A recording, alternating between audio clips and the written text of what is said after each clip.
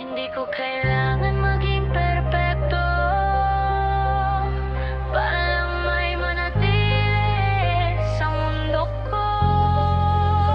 Hindi ako perpekto at wala akong pake. Kung ayaw mo sa akin, huwag kang tumabi. Di ako gawa sa hulma ng panlasa nyo. Mas pipiliin kong totoo kesa maging palabas nyo. Mga mata nyo gutom sa ideal na imahe, kaya kahit sino pinipilit mag-ayos ng pagkatao sa stage. Pero pagpatay ang ilaw, ano ka na? Isang bangkay ng sarili mong pilit na persona. Mas masahol pa ang peke kesa sa sugatan, kasi yung sugat totoo, yung peke wala talagang laman. Kung kailangan kong magbago para lang tanggapin, mas mabuti pang mag-isa kesa sarili ko ang patayin. Kailangan maging perpekto para lang may manatili sa mundo ko. Kung totoo ka, lalabas ang tunay. Kung sino ang bakal at sino ang buhangin na mawawala't matatangay.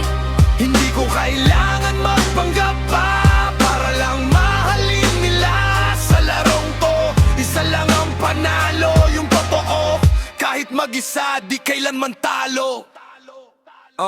Ang daming mukhang malinis, pero bulok ang loob. Parang bangong matapang, pero patay ang amoy ng totoo. Naglalakad na script, walang sariling linya. Kaya kahit sumigaw, walang bigat ang salita. Kung nandyan ka lang, pag may pakinabang ako, wag mo na akong tawaging kaibigan. Isa kang multo, nagpapakita pag may ilaw, nawawala sa dilim. Ganun ba ang loyalty? Hindi kita kailanman pipiliin. Mas gugustuhin kong konti, pero matibay kesa madami nga. Pero lahat nagkakawatak-watak. Pagsablay sa oras ng bagsak, doon lumalabas ang totoo. Kung sino ang tatabi at sino ang tatakbo. Pag iniwan ka dahil di ka perpekto, hindi ka may kulang, silang hindi kayang tanggapin ang katotohanan. Hindi ko kailangan maging perpekto para lang may manatili sa mundo ko. Kung totoo ka, lalabas ang tunay. Kung sino ang bakal at sino ang buhangin na mawawala't matatangay. Hindi ko kailangan magpanggap pa para lang mahalin nila sa larong to. Isa lang ang panalo, yung totoo. Kahit mag-isa, di kailanman talo. Hindi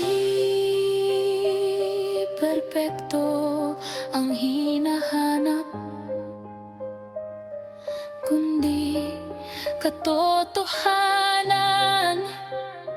Kasi sa dulo, yung tunay lang ang mananatili.